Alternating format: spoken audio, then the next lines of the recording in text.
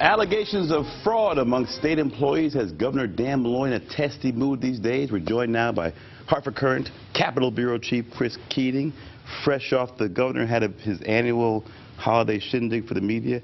I just send my regards. I taped the show, but I said if I'm going to miss it, then you're going to miss it too. What do you think about that? Well, I was there briefly, as they say. Did they have the sushi out there, the hot hors d'oeuvres? And, I didn't see that. Scallops and bacon. Really? Yeah, it wasn't bad. Any eggnog?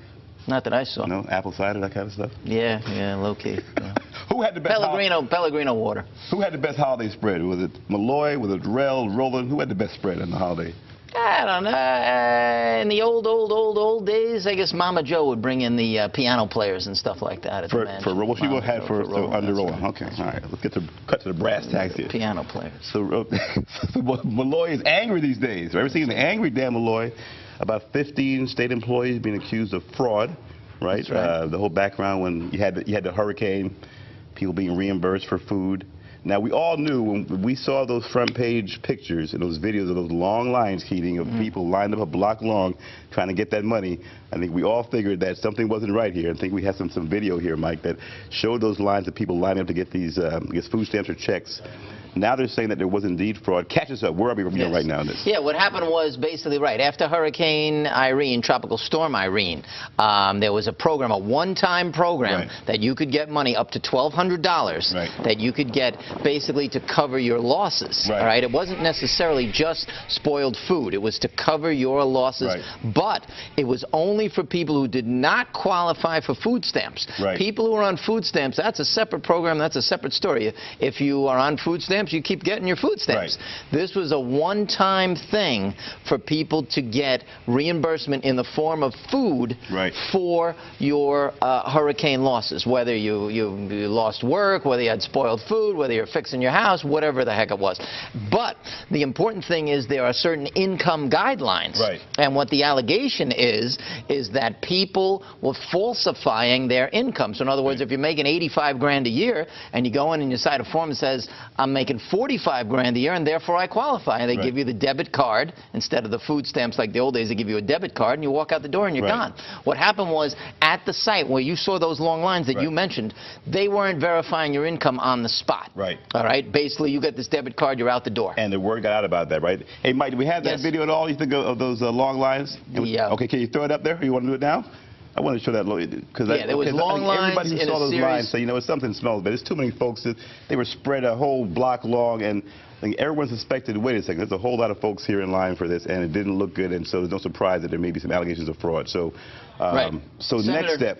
Senator Joe Markley said any of those lines, Senator Joe Markley, who's a Republican from Southington, said, if you got lines like this, you're running the program wrong. He didn't suspect that there was any state employee fraud. He just said, this is chaos. This is a chaotic situation, and there's going to be a problem.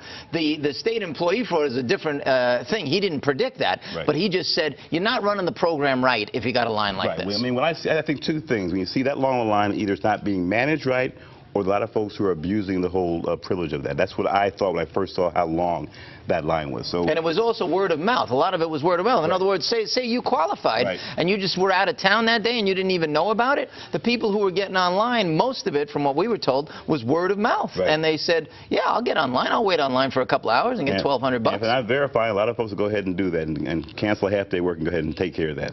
Yes, basically, from what we were told, they verified your name.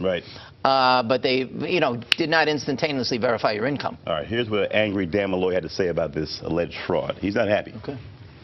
It has come to my attention that a number of state employees appear to have filed applications that materially misrepresented their incomes. If any of those state employees are indeed guilty, I am disappointed beyond words. This is a program for people in need and for their children.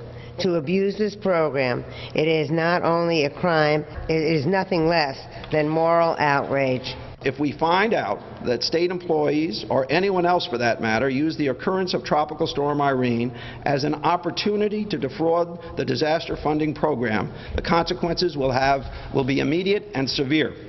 For state employees, that means termination and prosecution. I can honestly say if I look angry, it's because I am.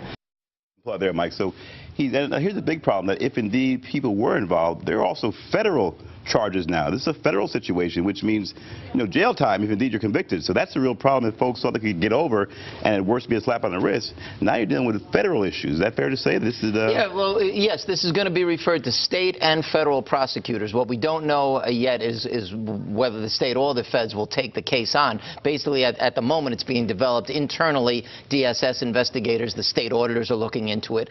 But yes, you're essentially, in so many words, you're defrauding the government is really what you're doing. And technically, it's forgery. Technically, it's forgery. And the thing we didn't mention is some people were claiming they had more dependents than they did. So in other words, you show up, you got 3 kids. Yeah. If you show up and you say you got 6, you write down the form, I now suddenly got 6 kids, then you can qualify for the program suddenly. Right. All right? And you don't have to lie about your income, you just lie about your number of dependents. All right, big problem for folks there. Real quickly now, $100 million surplus for the state now. A year ago or so, Keating, we're broke. Now all of a sudden we're flush with money. What's going on here? Too many taxes? People are cheering about this. Well, they're happy. One thing you got to remember is the overall budget is $20 billion. So 1/2 of 1% would be $100 million. So yeah, $100 million in the black, yes. But Malloy himself normally says, hey, we got pension obligations, all these other obligations. You really shouldn't use the word surplus. But what it is, it's an operating surplus for the fiscal year. It's not a deficit. It's an operating surplus. Now, some may say when you have a surplus, it means you're taxing too much. Others may say, well, it's good fiscal practices to have a little cushion. Will that be a campaign issue down the road? Correct. No, if you talk to the Republicans, they'll say, yes, you've been taxing too much. It was the largest tax increase in state history on cigarettes and income and a whole series of things. As you know, corporate taxes went up, sales taxes went up. So there was a large number of taxes coming in the door, and that's why they're in the black. 5 seconds. Jeff Butler, CLMP CEO, is out. 5 seconds.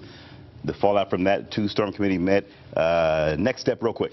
Probably a whole nother month before that goes on. You may have legislation. It won't be before Christmas, and it might not be till February. To be continued. To be continued. All right, with our conversation. Go back to the buffet table, Keating. When we come back, a major shakeup in the Big East Conference. Current sports writer Paul Doyle gives us the very latest. Don't go away. Remember, catch our show 24/7 at ctnow.com/stand.